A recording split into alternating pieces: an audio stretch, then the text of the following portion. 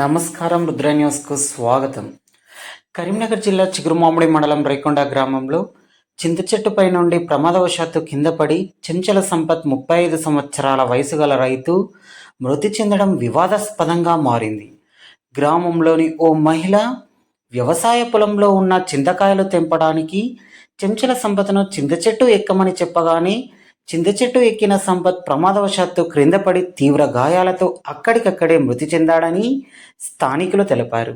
దీంతో మృతుడి కుటుంబానికి న్యాయం చేయాలని కోరుతూ కుటుంబ సభ్యులు, దళిత సంఘాలు చింత చెట్టు ఎక్కించిన మహిళ ఇంటి ఎదుట ఆందోళన చేపట్టారు. చనిపోయిన సంపత్కు భార్య, 2 కుమార్తెలు ఉన్నారని కుటుంబానికి న్యాయం చేయాలని డిమాండ్ చేశారు.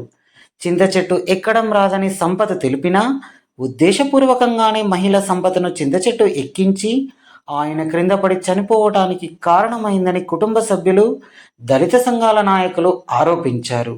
చివరకు చింత చెట్టు ఎక్కించిన మహిళ, మృతుడి కుటుంబ సభ్యుల మధ్య రాజీ కుదరడంతో ఆందోళన విరమించారు.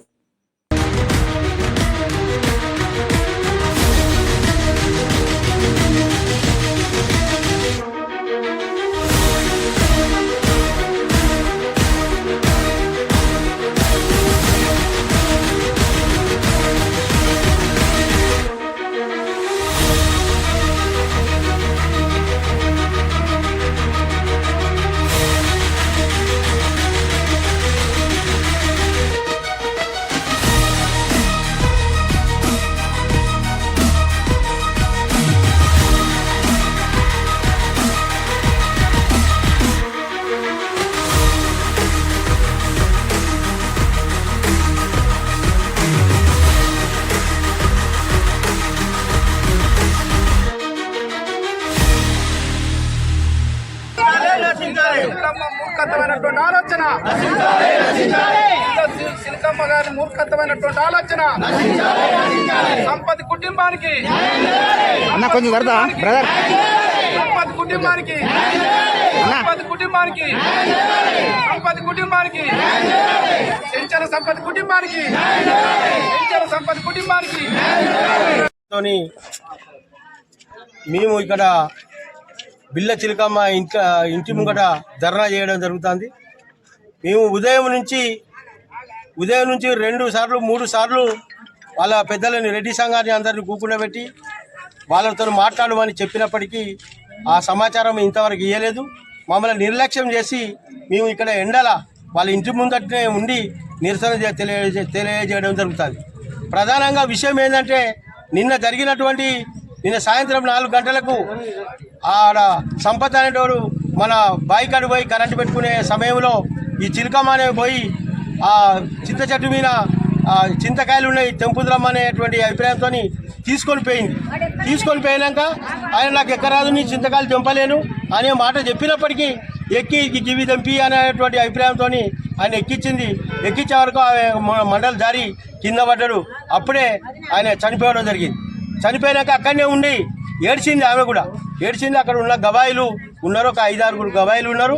ఆయన చనిపోయిన వాళ్ళే హాస్పిటల్కి పోదాం, మరి కొన ఊపిరి ఉన్నది అనేటువంటి అభిప్రాయంతో మా పిల్లలందరూ అది అంబులెన్స్ రప్పించి అంబులెన్స్లో కరీంనగర్ పంపించడం జరిగింది.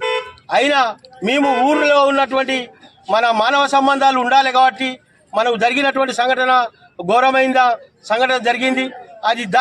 ఆ సంఘటనకు అనుకూలంగా రెడ్డి సంఘాలను కూర్చుండబెట్టి వాళ్ళ కుటుంబ సభ్యులను విచారించి మాట్లాడదామనేటువంటి సందర్భంలో మాట్లాడదామంటే ఉదయం నుంచి ఇప్పటి 12 గంటల దాకా వాళ్ళ ఇంటికానే ఉన్నాము.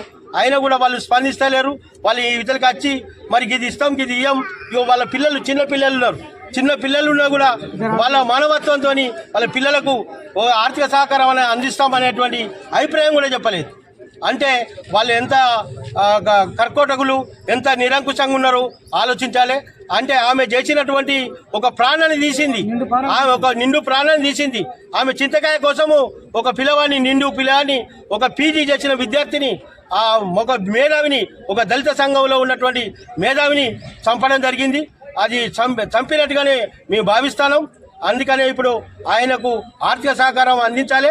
2 పిల్లలు ఉన్నారు, ఆ పిల్లల వాళ్ళను ఆర్థిక సహకారం అందించాలని డిమాండ్ చేస్తూ నేను కుల సంఘం ప్రెసిడెంట్గా, అంబేద్కర్ సంఘం ప్రెసిడెంట్గా బోయిన అశోక్ నా పేరు. ఇప్పుడు ఆ సంఘటన ఇప్పుడు వాళ్ళు వచ్చేదాకా కూడా ఇక్కడనే ఉండి కార్యక్రమం నిర్వహిస్తామని తెలియజేస్తాను. విలేజ్ రేకొండ గ్రామంలో మరి సిలికావంటే గ్రామంలో ఉన్నటువంటి వ్యక్తి కనుక మరి నాకు చింతకాయ దింపడానికి ఎవరు రావటం లేదని చెప్పేసి ఆయన తీసుకుపోయి చెట్టు ఎక్కినాక అది ఎందుకంటే చింతకాయ అనేది ఇప్పుడు పండు వస్తున్నటువంటి దశ కనుక ఏరుకుంట దింపేటువంటి పరిస్థితి కనుక ఆ ఏరే దశలో కాలు జారిపోయి ఆయన కింద పడటం జరిగింది, ఆయన మరణించడం జరిగింది. తీసుకుపోయినటువంటి వ్యక్తి ఇంటికి వచ్చి ఉన్నది, మా సంపత్ మాత్రం మార్చిలో హాస్పిటల్లో ఉన్నాడు. ఇప్పటి వరకు స్పందించడం లేదు. పొద్దుగాల నుండి ఆ కుటుంబానికి ఏమైనా ఆర్థిక సాయం చేస్తుంది అన్నటువంటి ఉద్దేశంతో ఈ గ్రామంలో అందరూ సమన్వయంగా ఉండేటువంటి వాళ్ళు కనుక మరి ఎప్పుడు కూడా తెల్లారులైతే ఒకరి ముఖం ఒకరు చూసుకునేటువంటి వాళ్ళు కనుక ఏమన్నా కుటుంబాన్ని 2 ఆడపిల్లలు ఉన్నారు కనుక ఏమన్నా వాళ్ళ కుటుంబాన్ని ఆదుకుంటుంది అన్నటువంటి దానిలో ఏ దళిత సంఘాలు కూడా దళిత నాయకులు కూడా ఆ ఇంటి మీదకి పోలేకపోయినాం. మరి ఇప్పటి వరకు కూడా స్పందించలేదు. మూర్ఖంగా మానవత్వాన్ని వదిలిపెట్టేసి నాకు సంబంధం లేదు అని చెప్పేసి మూర్ఖంగా మాట్లాడుతూ ఉన్నది. ఆమె మీద చట్టపరమైనటువంటి చర్యలు తీసుకోవాలి. లేని ఎడల రెండోది చట్టపరమైనటువంటి చర్యలు తీసుకుంటూ పాటు మేము దళిత సంఘాలుగా ఆమె ఏదైతే ఆమెకు ఉన్నటువంటి భూమి 12 ఎకరాలు ఉన్నదో